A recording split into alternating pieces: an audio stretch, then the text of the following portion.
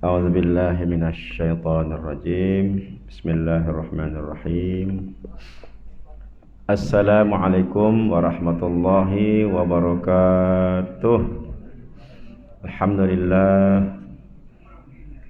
لله الذي هدانا لهذا وما كنا لنهتدي لولا أن هدانا الله نحمده ونستعينه ونستهديه ونستغفره ونتوب إليه ونعوذ بالله من شرور أنفسنا ومن سيئات أعمالنا من يهده الله فلا مضل له ومن يضلله فلا هادي له الصلاة والسلام على رسول الله سيدنا وحبيبنا وشفيعنا ومولانا محمد ابن عبد الله وعلى آله وصحبه ومن والاه قالوا سبحانك لا علم لنا إلا ما علمتنا إنك أنت العليم الحكيم قال رب اشرح لي صدري ويسر لي أمري واحلل عقدة من لساني يفقه قولي أما بعد. Yang kita muliakan, yang berbahagia Datuk Seri Panglima Dr. Haji Hasbullah Haji Muhtaha, penasihat kita yang senantiasa hadir bersama kita dalam apa jua cuacanya saat ini, selepas saja hujan lebat beliau masih bersama kita dan mudah-mudahan kita semuanya juga saat ini dalam keadaan sehat. Semoga Datuk Seri dan kita semuanya ya diberikan kesehatan dalam cuaca yang berubah-ubah, panas sejuk. Dan ini tentunya lebih menekankan pada kita untuk menguatkan lagi tawakal kita pada Allah Subhanahu wa taala dalam cuaca yang berisiko ya untuk mendapat penyakit. Para jamaah sekalian, itulah sebagai permulaan saya ingin mengajak kita semuanya untuk mensyukuri nikmat kesehatan. Karena saat ini kita alhamdulillah baru saja menyelesaikan ataupun melalui bulan Syawal. Malam ini kita sudah berada di bulan yang baru kalau ikut takwim ya, 1 Zulqa'dah. Dan masjid kita alhamdulillah mengikut peraturannya sudah pun mengadakan tradisi rumah terbuka. Ngam-ngam lah masih bulan Syawal walaupun di hujung. Artinya itu sesuai dengan aturan sebenarnya ya. Bukan bermakna orang yang melaksanakan selepas ini tidak ikut aturan ya. Itu mungkin dalam arti untuk silaturahim. Ya, saya dengar masih ada juga beberapa majelis ataupun masjid dengan dengar surah Al-Hijrah itu mengadakan ramah mesra. Ditukar namanya ramah mesra. Aidil Fitri jugalah ya. Jadi masih ada juga, dan kita percaya macam jabatan-jabatan NGO mungkin masih mananya tidak cukuplah bulan Syawal ini untuk diadakan keseluruhannya, masih memerlukan lagi bulan Zulqa'dah. Silap-silap masih memerlukan lagi bulan Zulhijjah yang sudah masuk hari raya yang lain, yaitu hari raya haji ya. Itulah indahnya Islam di bumi Nusantara ini, terutamanya Sabah, Malaysia ya. Dan itu menunjukkan juga nikmat Allah, kemakmuran rakyat, kemakmuran masyarakat. Walaupun ada ura-ura ataupun cakap-cakap kita dalam keadaan susah, ekonomi merudum, harga barang naik, kos sara hidup tinggi dan lain sebagainya. Namun walhal kita boleh lalui dan masih survive, orang bilang masih boleh bertahan, bahkan menunjukkan kehebatannya dengan dibuktikan dari segi itulah jamuan-jamuan yang hebat. Sekarang ini trending di mana-mana kambing bakar itu ya. Kambing-kambing menjadi mangsa, berguling-guling lah ya, dipanggang, dinikmati bersama. Cuma sayangnya masjid kita tahun ini tidak ada pula kambing yang berguling-guling ini. Itu tidak menjadi masalah ya. Sebab semua juga adalah nikmat yang patut disyukuri. Fabi ayyi ala'i rabbikuma tukadziban. Ya, nikmat yang mana lagi yang kamu semua dustakan. Jadi sebelum saya terlupa, sebab kadang-kadang kalau sudah menutup kuliah ini saya lupa. Tadi ada pesanan daripada biro majelis ini, Aidil Fitri ini. Sebab masih ada baki itu. Bukan juga sakit baki, memang masih ada. Ya, sudah disediakan malam ini second round. Selepas Isya ya, tadi sudah ada dijemput ya. Ini rasmi lah nih. Jamaah sama ada yang belum atau yang sudah. Yang sudah dijemput semula. Nah, dengan tagline Pak Agus tuh di bawah ada insyaallah ya. Tapi kalau boleh jangan ditapau dulu lah, dinikmati dulu lah ya, dimakan secara live, secara siaran langsung itu ya. Insyaallah. Sebab sekarang nih hujan-hujan macam lapar lagi nih kan, hujan ini baru aja makan macam lapar lagi. Berkah insyaallah. Mudah-mudahan makanan yang kita makan menjadi berkah, menjadi puncak sehat kita. Sebab yang Datuk Seri tadi cakap, hati-hati makan ini boleh jadi puncak sehat, boleh jadi puncak penyakit. Apalagi kita di sini banyak kawan-kawan kita yang ya kita pun agak sedikit terkejut ataupun tak menyangka ya. Macam Tuan Bilal kita, Encik Madri Rizal ya, mengalami itu sakit yang agak teruk jugalah kan, dirawat dan masih dibuat kajian sama ada akan operation bagian jantung ataupun macam mana. Jadi untuk kita selagi ada kesehatan ini, marilah kita manfaatkan sepenuhnya. Pada saya masjid kita ini alhamdulillah masjid yang Allah berikan hidayah yang patut kita syukuri. Pertamanya tidak ada kaki lima di atas ini, sehingga tidak ada ruang untuk escape daripada majelis atau program ini, semuanya ada di dalam ini.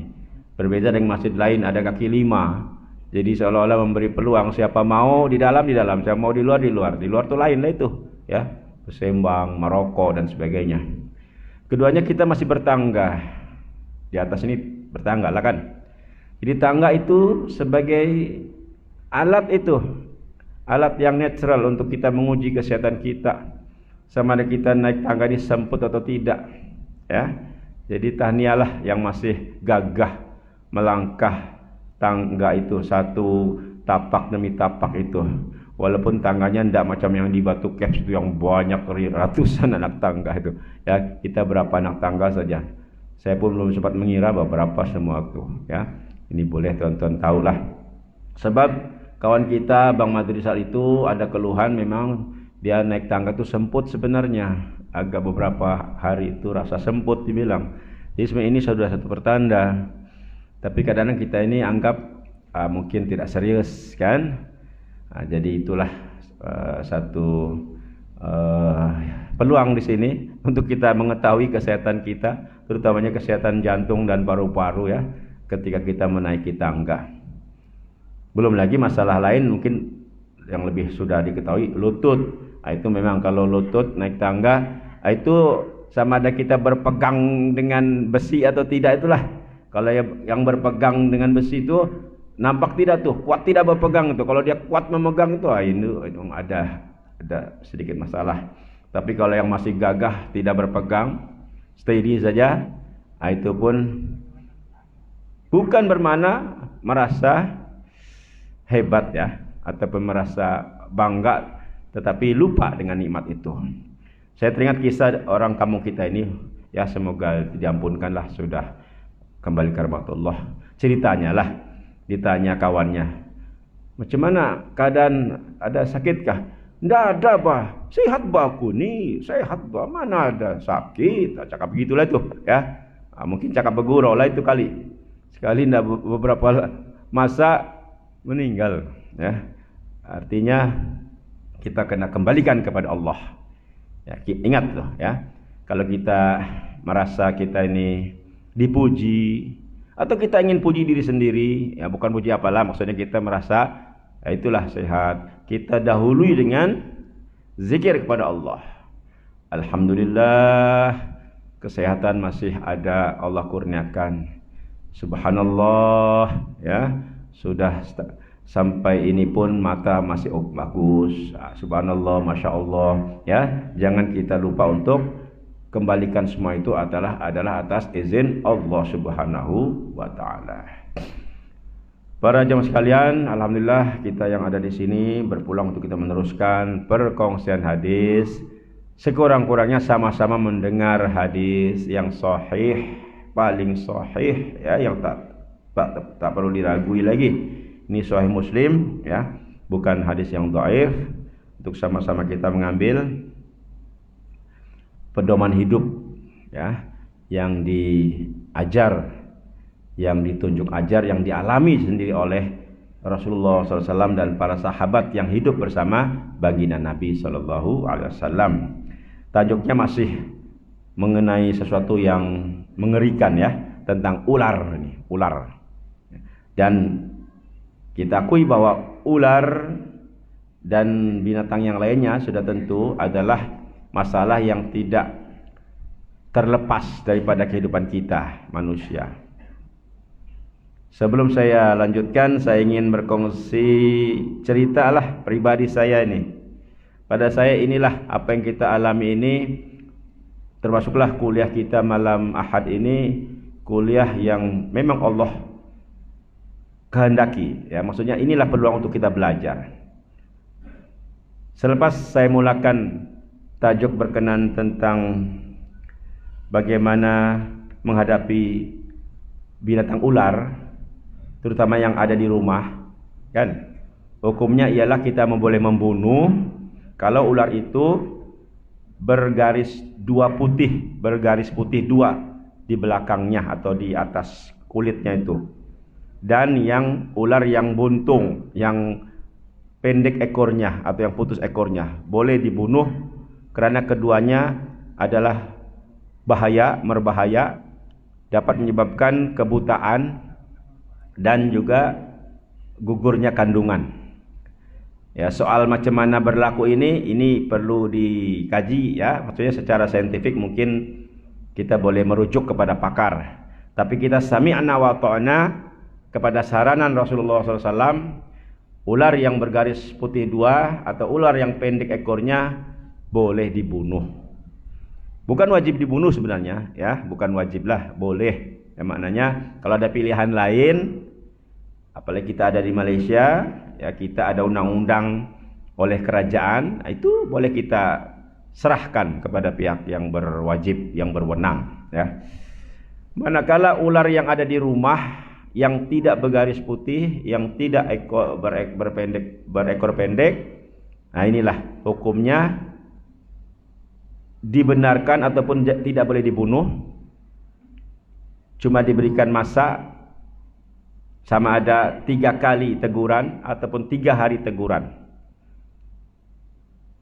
Apabila sudah lebih daripada 3 hari ataupun lebih daripada 3 kali teguran itu, pendapat satu itu mengatakan 3 kali teguran saja dengan bahasa kita ya, sila keluar dari rumah ini, sila keluar daripada rumah ini, begitulah, sila keluar daripada rumah ini. Tapi yang lebih banyak dalilnya, ataupun nanti kita sebutkan dalilnya nanti, 3 hari ya, 3 hari diberi peluang. Nah ini masalahnya sama ada kita sanggup tidak hidup dengan ular yang ada di situ selama 3 hari. Kenapa diberikan peluang? Karena ini adalah ular yang merupakan jelmaan jin yang sudah masuk agama Islam, jin Islam. Nah ini, jadi ini dia punya hukum lah kan. Jadi hakikatnya tentu secara praktikalnya kita kembali kepada budi bicara kita masing-masing mengikut panduan ini. Jadi selepas saja saya sampaikan hadis ini ataupun tajuk ini malam Ahad lepas, esoknya tuh hari Ahad lebih kurang jam 2, anak saya masuk tandas, ada ular daripada atas. Kebetulan saya punya tandas kampung saja, Pak. Pakai zinc. Ceiling pun tidak ada, atap saja, zinc. Tapi rumah ada ceiling. Jadi saya nampak sendiri daripada ceiling rumah lah itu ular itu menuju ke tandas, dia berjalan di atas tulang papan tulang buruti kan, tulang itu dinding tuh ya. Kemudian dia nasib baik dia mengelingkar menjadi lilitan, melilit sendirilah di situ, stay di situ dia. Ketika itu memang cuaca sangat panas, mungkin kepanasan itu di bawah di atas ceiling rumah itu. Saya pun tidak tahu macam apa. Saya teringat baru semalam kita cerita pasal ular. Aku pula yang kena hujan ini ular ini. Tidak tahu mau bunuh atau tidak. Dan saya memang bukan seorang pemberani, takut juga ya. Ya akhirnya ya saya minta tolong lah. Ya tolong kawan jamaah kita juga sini, mana orang dia tidak ada nih. Mas Yono lah itu. Ini hero dia Mas Yono. Mas Yono pun datang dengan sarung tangan untuk welding itu yang tebal itu kan. Oh memang dia berani. Dia terus pegang saya itu dengan kekuatan yang ada. Ular pun tidak boleh apa-apa, sudah dipegang sudah dengan badan dan kepalanya. Tinggal ekor-ekornya saja bergerak-bergerak. Ya, takut juga kan. Tapi yang saya tidak suruh bunuh kan. Tidak suruh bunuh lah. Walaupun saya tidak tahu itu ular bergaris putih kah tidak kah, wallahu alam. Tidak sempat saya perhatikan dengan jelas karena itu pun dalam keadaan emergency begitu kan. Cuma saya suruh buang buang dekat pantai sana.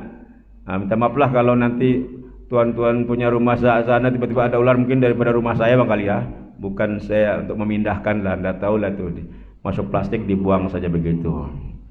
Alhamdulillah selesai sudah, di rumah tak ada ular sekali, tapi traumanya masih ada, trauma itu.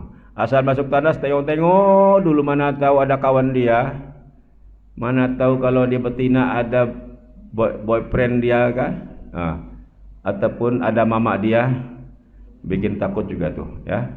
Walaupun ular ini kadang-kadang tidak semuanya jahat ya, dia cuma ikut-ikut di situ saja. Nah itulah kejadiannya.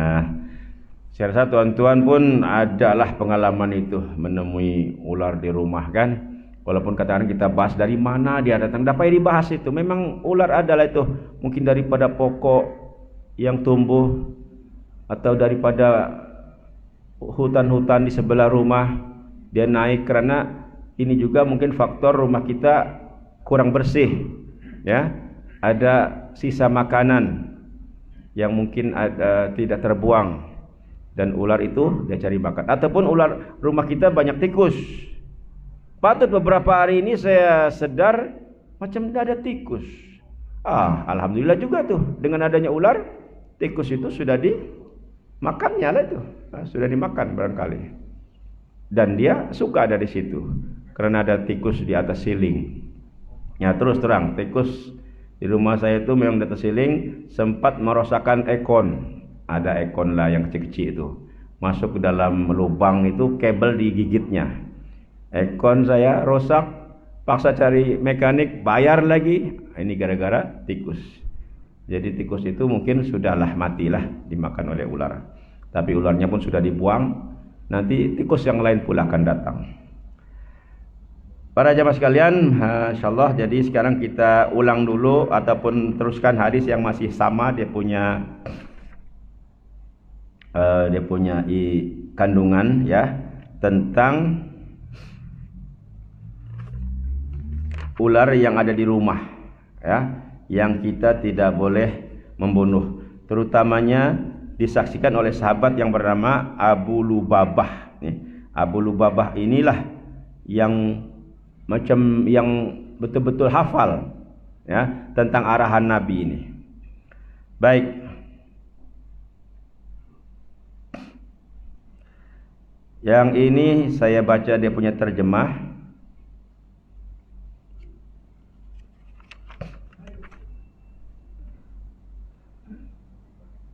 Daripada Nafi' ya, sahabat bernama Nafi'. Sesungguhnya Abu Lubabah meminta Ibnu Umar untuk membukakan pintu rumahnya agar dia dapat mendekat mendekat ke masjid. Tiba-tiba ada anak kecil menemukan kulit ular yang kecil. Abdullah bin Umar berkata, cari dan bunuh ular itu. Maka Abu Lubabah menjawab, jangan kalian membunuhnya, karena Rasulullah SAW melarang untuk membunuh ular kecil yang ada di rumah. Ini Abu Lubabah melarang sahabatnya yang lain, yaitu Umar, ya, Ibnu Umar, daripada membunuh ular yang ada di rumah. Walaupun ularnya tidak nampak, hanya kulit, bermana ular itu bertukar kulit. Jadi kalau dicari mungkin boleh jumpa. Tapi Abu Lubabah melarang, karena ini adalah arahan daripada Rasulullah SAW. Seterusnya juga masih hadis yang sama, dia punya message dia nih. Abdul Wahhab, yakni As-Saqafi, orang Bani Saqif As-Saqafi, berkata, aku mendengar Yahya bin Sa'id mengatakan, telah mengkhabarkan kepadaku Nafi' bahwa dulu Abu Lubabah bin Abdul Munzir Al-Ansari, Abu Lubabah ini memang orang Ansor lah, orang Madinah tempatan itu, Al-Ansari. Dia tinggal di Kuba, asalnya dari di Kuba, lalu dia pindah ke Madinah. Ketika Abdullah bin Umar, Ibnu Umar ini, duduk bersamanya, maka Abdullah membukakan pintu masuk ke rumahnya. Tiba-tiba ada beberapa ular yang muncul dari rumah itu, dan orang-orang ingin membunuhnya. Maka Abu Lubabah berkata, disuruh untuk membunuh ular yang ekornya terputus dan yang bergaris putih 2 pada punggungnya. Dikatakan pula, keduanya dapat membutakan mata dan menggugurkan kandungan. Ini hadis yang pertama lah, yang awal kan. Kalau ular itu memang tiada kita boleh bincang lah, bunuh pun boleh. Ular yang bergaris putih 2 dan ular yang ekornya pendek. Seterusnya lagi hadis berikut daripada Umar bin Nafi', daripada ayahnya, dia berkata, suatu ketika Abdullah bin Umar datang ke tempat kami. Lalu dia melihat ular kecil dan menyuruh untuk memburu dan membunuhnya. Abu Lubabah Al-Ansari mengatakan, sesungguhnya aku mendengar Rasulullah SAW melarang untuk membunuh ular kecil yang ada di rumah-rumah, kecuali ular yang terputus ekornya, yang memiliki 2 garis putih pada punggungnya, karena keduanya dapat membutakan mata dan menggugurkan anak yang dikandung perempuan. Hadis berikut daripada Abdullah, dia berkata, kami bersama Rasulullah SAW di dalam sebuah gua. Gua itu merupakan gua diturunkannya surah Al-Mursalat. Bersamaan dengan turunnya Al-Mursalat dalam gua itu dengan para sahabat. Lalu kami mempelajari surah itu. Begitu turun ayat atau surah Al-Mursalat, mereka membuat kajian, ya, membuat memahamilah surah Al-Mursalat daripada lisan baginda Nabi. Ketika itu ada seekor ular muncul. Lalu Rasulullah SAW berkata, bunuhlah. Maka kami segera membunuhnya, dan Rasulullah SAW bersabda, semoga Allah menjaganya dari keburukan kalian sebagaimana Allah menjaga kalian daripada keburukan. Jadi ini dalil juga boleh membunuh ular yang layak dibunuh, ya, yang mengancam keselamatan kita. Terutama itulah ular yang bergaris putih 2 dan yang pendek ekornya. Nah, ini yang hadis yang agak panjang ini yang memberikan satu hukum lagi tentang pendapat, ya. Pada minggu lepas saya katakan ular di rumah yang tidak boleh dibunuh ini sama ada, pertama, pendapat pertama ini di rumah semua, di rumah kita semuanya. Jadi di rumah kita semua kalau ada ular, kecuali yang bergaris putih 2 ataupun yang ekornya pendek itu, jangan dibunuh. Tapi pendapat yang lain ini hanya berlaku di Madinah saja. Ular yang ada di rumah-rumah di Madinah, Mana luar Madinah tidak masuk hukum ini. Kita boleh bunuh, ya. Apalagi kita di Sabah, jauh daripada Madinah ini. Dalilnya inilah hadis ya yang kita akan kongsi yang agak panjang ini. Insyaallah kita sama-sama renungi ya, kita hayati. Daripada Soifi, daripada Soifi. Dulunya ia sebagai Maula Ibnu Aflah, Maula pelindung Ibnu Aflah. Ia berkata, telah mengkhabarkan kepada Abu As-Saib, Maula Hisham bin Zuhrah, bahwa ia mendatangi rumah Abu Sa'id Al-Khudri, ya, mendatangi rumah Abu Sa'id Al-Khudri. Lalu dia berkata, aku mendapati Abu Sa'id Al-Khudri sedang sholat, maka aku duduk menunggunya.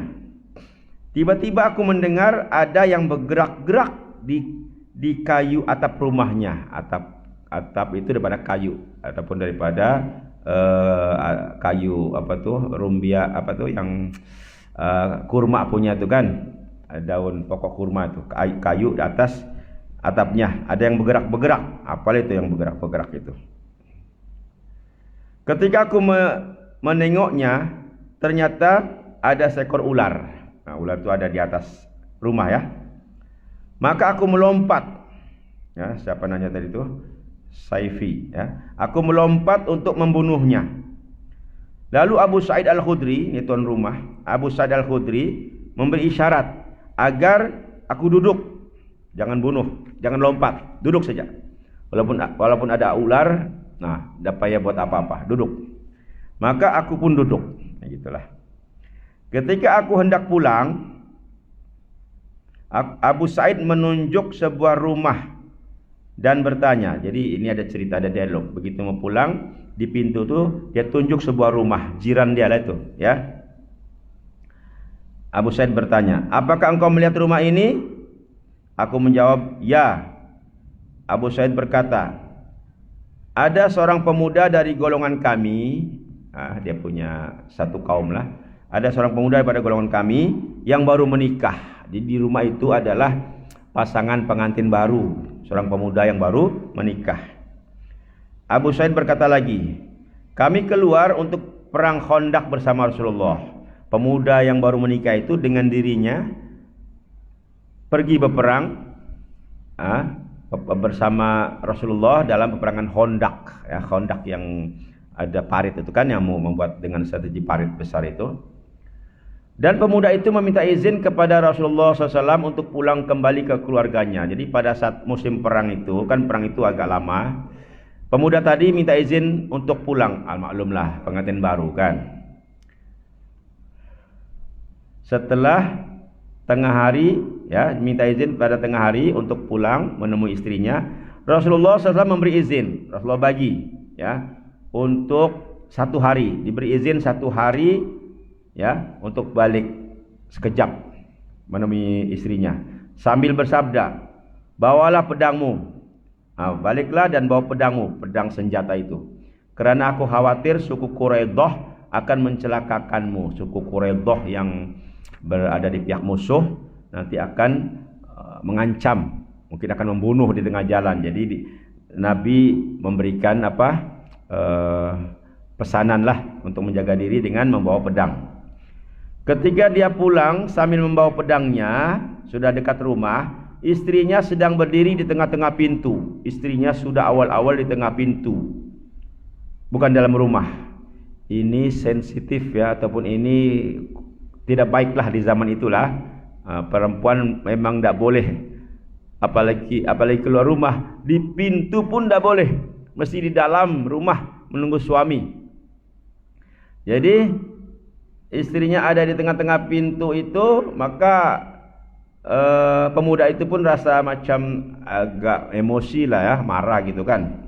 Maka dia melemparkan tombak ke arahnya, dibuang tombak ke arahnya, bukan untuk membunuh, bukan ya, hanya menunjukkan tak redha lah dengan kelakuan istrinya.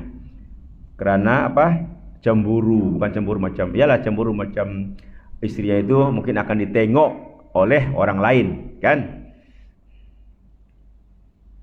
Tetapi istrinya berkata, istrinya tahulah pemuda ini ataupun suaminya ini macam tidak seuzon gitu kan, seuzon kepadanya lah. Maka istrinya menjelaskan, tahan tombakmu. Oh, kalau dalam cerita ini tidak sempatlah membaling tombak tuh, cuma akan membaling tombak. Jadi istrinya berkata, tahan tombakmu, masuklah ke rumah dan lihat apa yang menyebabkan aku keluar. Jangan marah dulu, masuk dulu sini. Nah, abang itu kan, jangan marah dulu abang, masuk dulu, tengok dulu apa yang ada dalam rumah. Kenapa saya keluar? Maka pemuda tersebut masuk ke dalam rumah dan kaget. Nah, kaget nih bahasa Indonesia. Dan terkejut melihat ada ular besar. Nah, kasihan pula kan seorang perempuan ditinggalkan suaminya, ternyata dalam rumah itu ada ular besar. Jadi beberapa hari ini mungkin tidak boleh buat apa-apa, suami tiada, tidak boleh minta tolong, ya. Jadi pada hari itu dia coba-cobalah tengok keadaan di luar. Ngam-ngam pula suaminya datang. Jadi pemuda tadi terkejut